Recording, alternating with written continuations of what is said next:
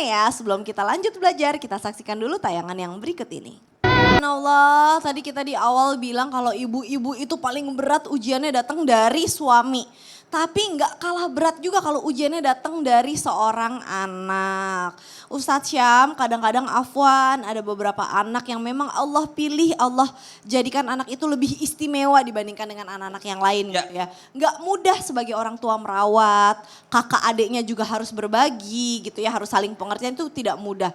Tapi kalau memang ditakdirkan Allah seperti itu, sebenarnya Allah mau bawa kita kemana sih Ustadz Syam? Mohon tausiahnya. Baik, bismillahirrahmanirrahim. Al-Quran surah Al-Baqarah ayat terakhir itu ada keterangan yang subhanallah bikin semua orang yang beriman tuh tenang. Apa kata Allah dalam Al-Quran? A'udzu billahi minasy syaithanir rajim.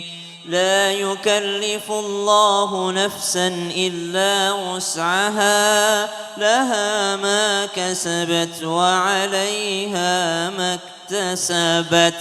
Tidak ada kewajiban di luar kemampuan. Anda mampunya duduk sholatnya, duduk sholatnya. Anda mampunya baring sholatnya, baring sholatnya. Maka tidak ada orang yang tidak bisa sholat. Yang ada itu orang yang tidak mau sholat. Jadi sesakit apapun mesti bisa dia sholat. Coba lihat orang kekurangan, mohon maaf ini kakinya satu tapi masih pakai tongkat ke masjid. Ada.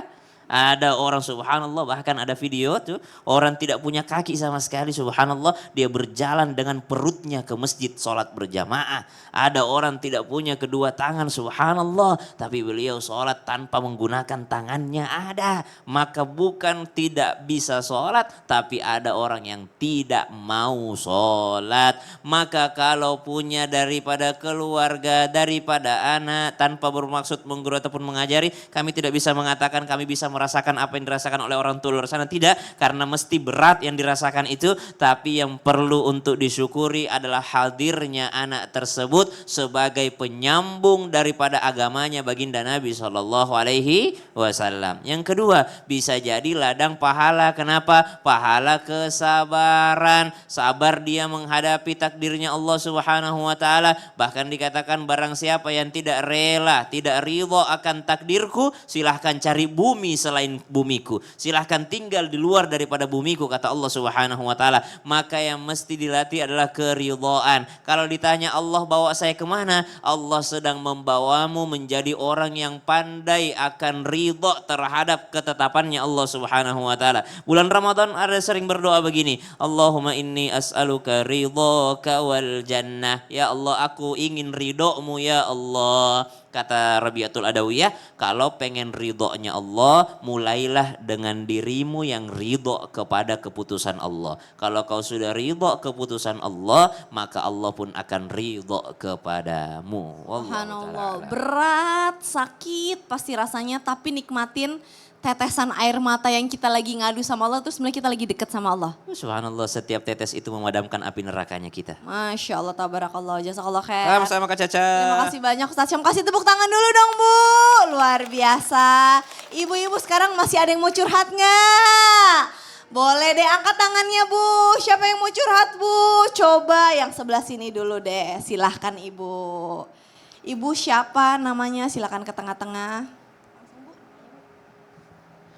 Assalamualaikum warahmatullahi wabarakatuh. Waalaikumsalam warahmatullahi wabarakatuh. Perkenalkan nama saya Cut Maryam dari Majelis Taklim Al-Muhajirin Meruyung Limo Depok. Baik, Ibu Cut Maryam mau curhat tentang apa? Izin curhat, mau curhat tentang anak-anak remaja ya.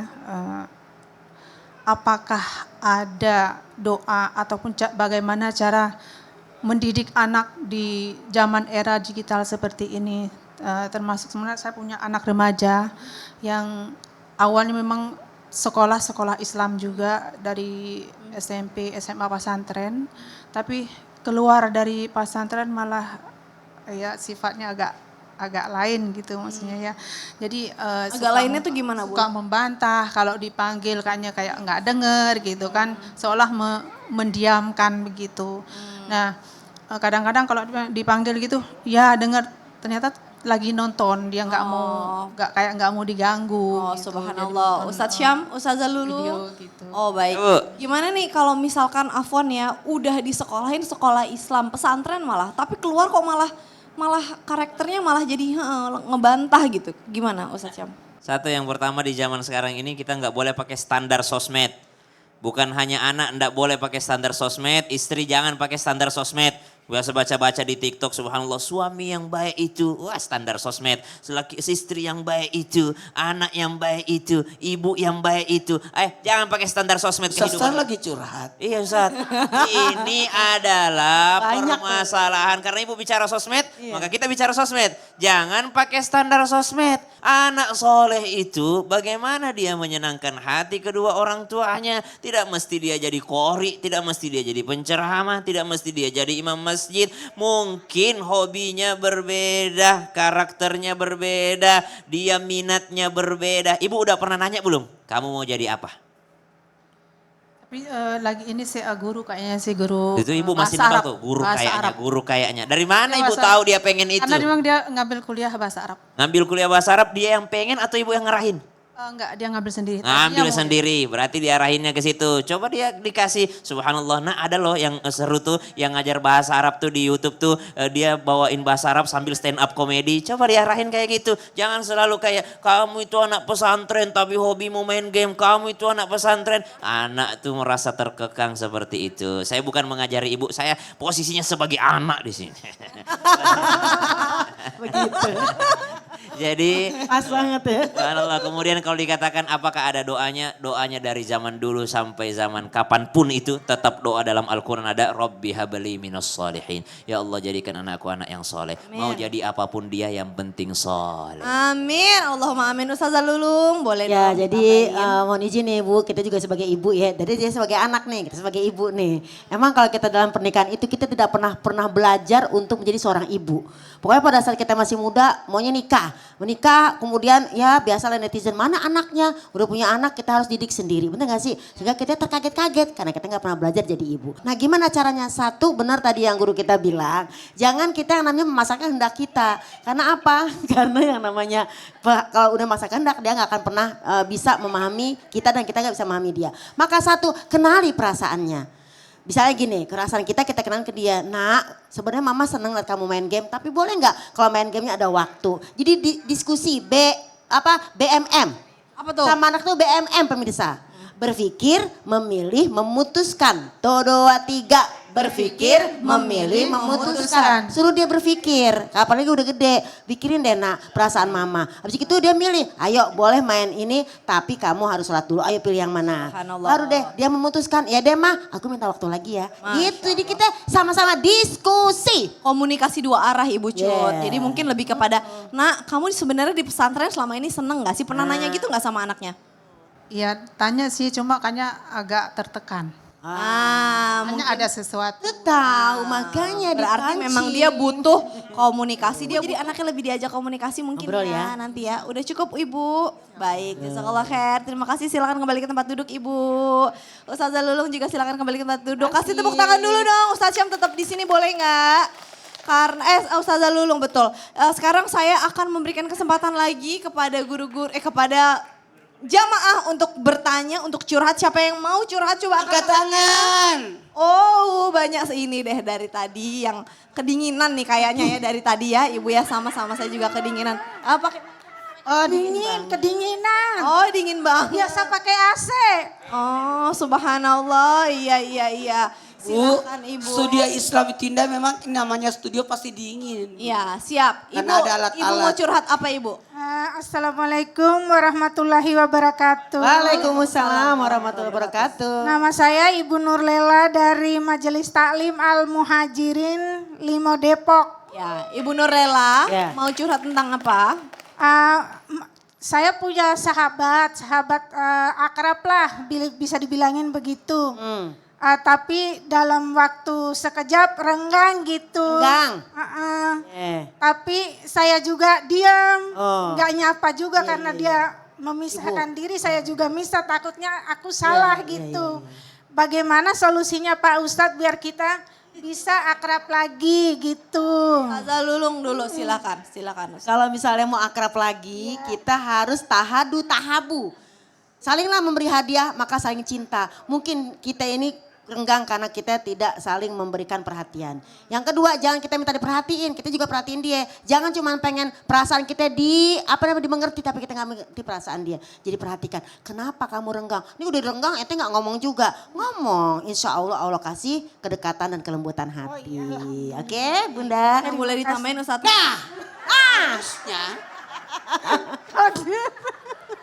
harusnya nyambung silaturahmi. Bikin acara, undang dia. Atau ibu datangi, bertamulah sama dia. Bertamu, bikin acara, syukuran, undang dia. Justru itu menyambung silaturahmi. Nggak usah dibahas masalah yang membuat dia marah. Yang membuat Ya, renggang. Ustaz. Nggak usah cari tahu. Biasa aja. Justru yang kadangkala orang biasa marah karena diungkit yang sudah-sudah. Karena gini, yang namanya manusia Allah ciptakan sifat lupa. Iya Pak. Apa hikmahnya di sifat lupa? Supaya hilanglah dendam. Subhanallah. Jadi kalau ada masalah nggak usah diungkit. Nggak usah diungkit, nggak usah. Tapi kita cari solusinya aja, Nah, perbaikin hubungannya iya. aja. Ingat kalau ada soal jangan jawab dengan soal. Jawablah soal dengan jawaban. Baik, jazakallah khair. Terima kasih Pak Maulana, Ustadz. Ustazah Lulung. Ustadz Syam, tadi kita udah belajar nih tentang hari ini ya Allah arahnya tuh mau kemana sih gitu. Boleh gak sih tipsnya sedikit aja atau doa sedikit aja supaya Allah benar-benar ridho sama kita. Alhamdulillahi Rabbil Alamin. Allahumma salli ala Sayyidina Muhammadin Nabiyil Ummi wa ala alihi wa sahbihi wa sallim.